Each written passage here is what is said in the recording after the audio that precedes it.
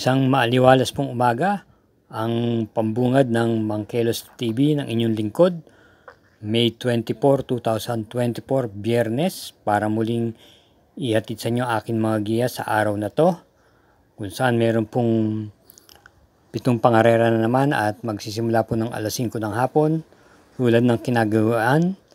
Kalimitan, mga 8 kalahok lamang po ang nakarehistro.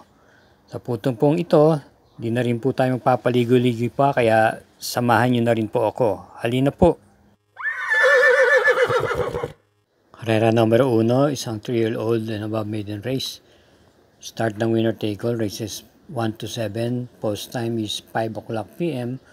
Meron po tayong 8 kalahok dito at tatakbuhin sa distansyang 1,200 meters. Ating pong pamprimera yung kalahok number 7, Golden Petita, na papatnubayan po ni NC Lunar. Kanyang pinakauling takbo noong May 17, siya po ay dumating lang ng segundo pwesto kay Diabon Heart. Ito po ay may angkin remate. At panigunda naman natin yung number 5, Giselle's Princess, nagbabalik pista. Ito po ay tumakbon sa isang Novato race noong May 13, kung saan nanalo naman po siya at siya ay nirenda ni O.P. Cortez. May angkin tuling po ito. Kaya ang pili po natin sa karera numero 1, pamprimera, yung kalahok numero 7, Golden Petita, panigunda numero 5, Giselle's Princess. Karera numero 2, start po ng Peak 6, races 2 to 7, distance 1,200 meters. Ito po ay isang Class 5, Group 5 for non-placers at meron tayong 7 kalahok dito. Ating pong pamprimera rito ay numero 4, Sayaw Kikay, na papatnubayan po ni NC Lunar. Ito po ay may angkin tuling at base sa kanyang huling takbo noong May 3, siya po ay dumating lamang po ng 5th pwesto kay Dollar Rama.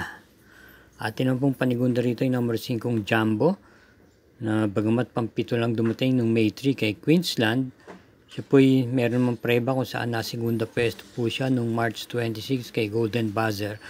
May angkin tuling at naipipacing.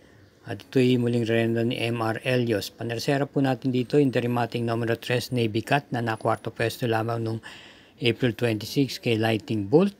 JR Gelada po ang rerenda. Kaya ang pili po natin sa karera numero 2, pamprimera yung numero 4, yung Sayaw Kikay, panigondo numero 5, Jumbo, at panersera yung numero 3, Navy Cat. Karera numero 3, ito po ay may distansyang 1,200 meters, ang Class 4, Group 28 to 33, distance 1,200 meters, start ng Peak 5, races 3 to 7, meron tayong 8 entries. Ang ating pong pamprimera rito, yung kalahok numero 3, Black Star, na gamay po ni A.R. Villegas, may takbo po itong maisasabay sa unahan at naipipacing. Kanyang pinakahuling takbo nung May 5, na segunda pwesto lamang po ito kay Fortress, at ang ating naman panigunda rito, yung kalahok numero 7, Batang Cabrera, na papatnubayan po ni AP Asuncion. Ito naman po ay dumating po ito ng segunda pwesto noong April 26 kay Riggers.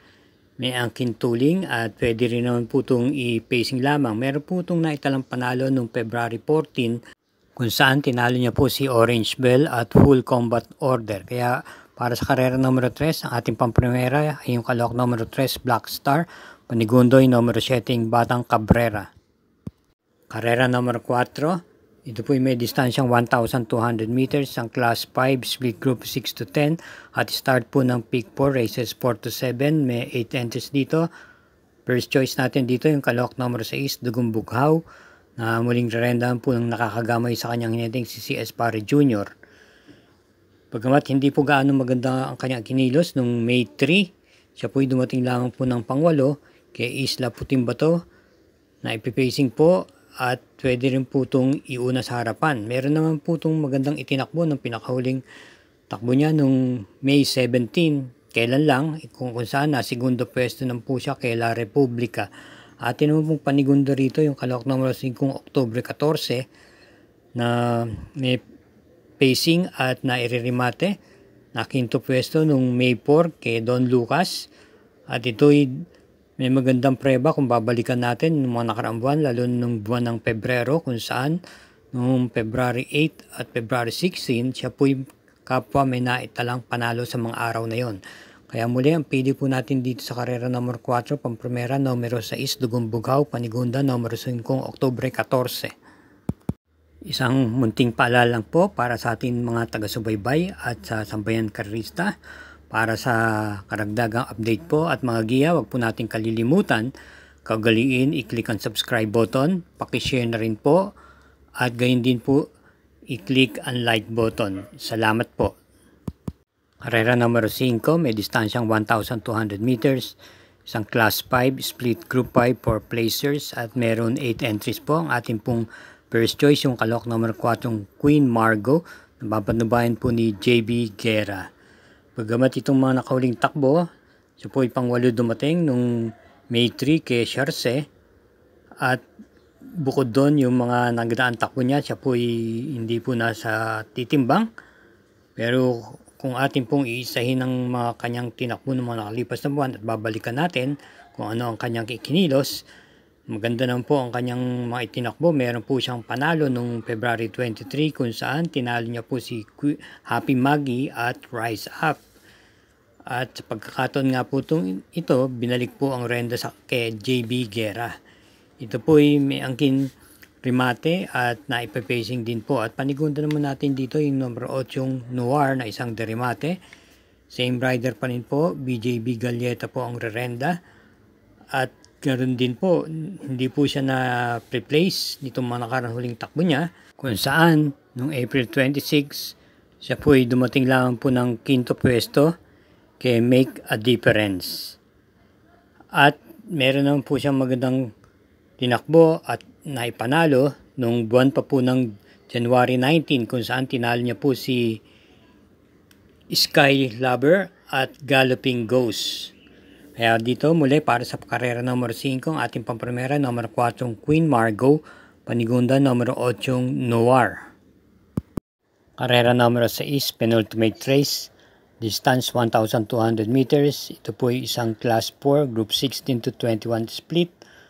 At meron din pong 8 entries dito. Ang ating pong piling pampremera, yung derimating numero 4, Jean Jenny, na gamay po ni A.R. Villegas.